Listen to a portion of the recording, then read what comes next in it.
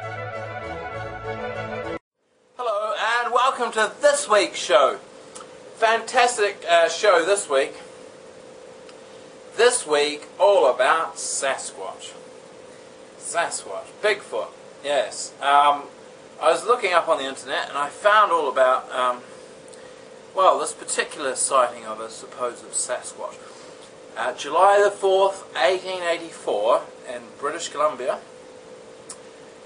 This very short, just over 4 feet, creature with very long hair, 1 inch long, very long, strong hair, but with human-like features, was caught.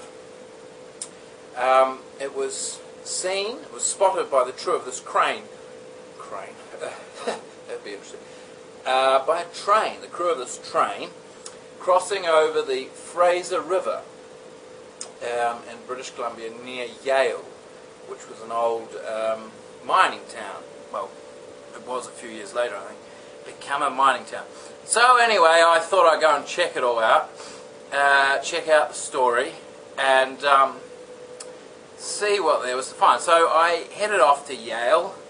I caught the bus there, and I stayed with this couple of Sasquatch enthusiasts, right, whom I'd come across on the internet, called Bob and Margaret, right? Very interesting couple. Bob and Margaret Fishy. And yeah, I met Bob and Margaret at the bus station, funny enough. And yeah, they welcomed me into their home with open arms, and I was quite grateful actually. They're very hospitable people. And I was talking to Bob that night about this Bigfoot, and in actual fact I remember seeing on the internet a photo of a Sasquatch footprint, and next to it a pair of scissors. And I mentioned it to Bob because I thought it was quite suspicious. Why would Sasquatch be carrying a pair of scissors? And Bob explained that in actual fact it was to measure the footprint. Which I said, well, fair enough. But then later on I thought about it. I thought, there was something strange about that. Can I smell something fishy? Because scissors aren't used to measure. Scissors, I'm sure, are used to cut. Was Sasquatch a part-time barber? Did he cut his own hair or those of his family? Those sort of things we'll never know, will we?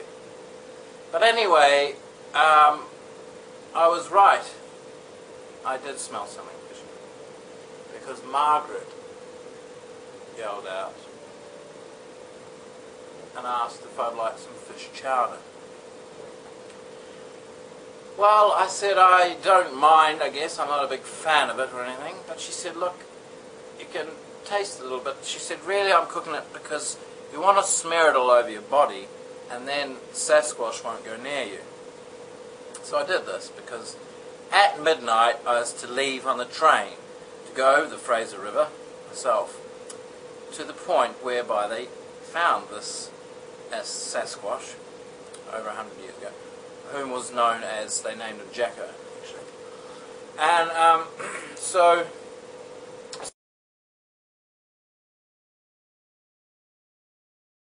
smeared all this fish oil all over me. And she also said, look, also tie this bit of rotten meat around your neck, because if Sasquatch has a go at you, you can lure him to the meat instead, and rather than him attacking you, he'll take the meat. I said, no, I think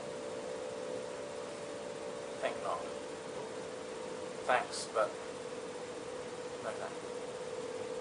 Anyway, the train left at midnight, and it was a beautiful journey up through this sort of wildflowers and dense green forest, although it was very dark, I couldn't see much. And I was in one of the carriages, and this it was very quiet, and yeah, this very short creature from out of the dark came towards me, and I froze.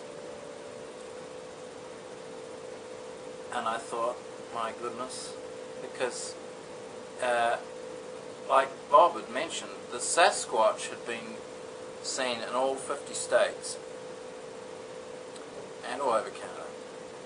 I remembered that, you see, and I thought, he was last seen on a train.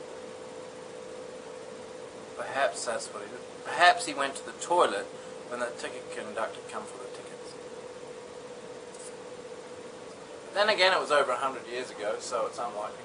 But anyway, yeah, this creature, 4 foot high, just over 4 foot high, come towards me.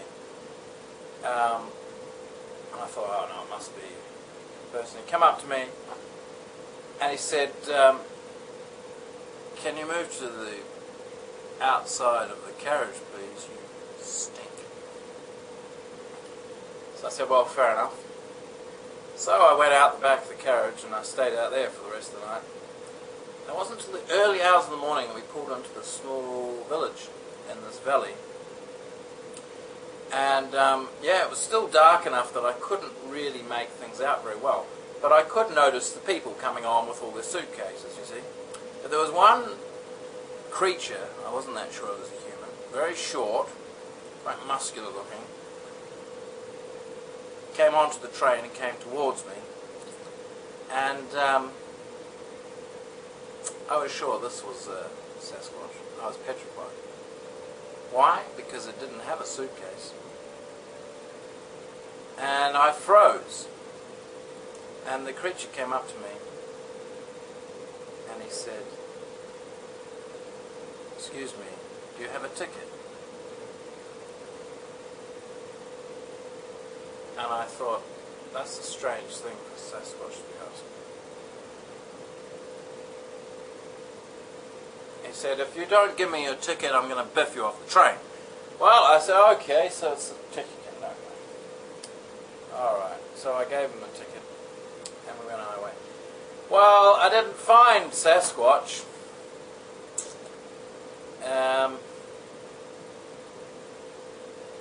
Just didn't come across it. Wonderful train journey, though, I must admit.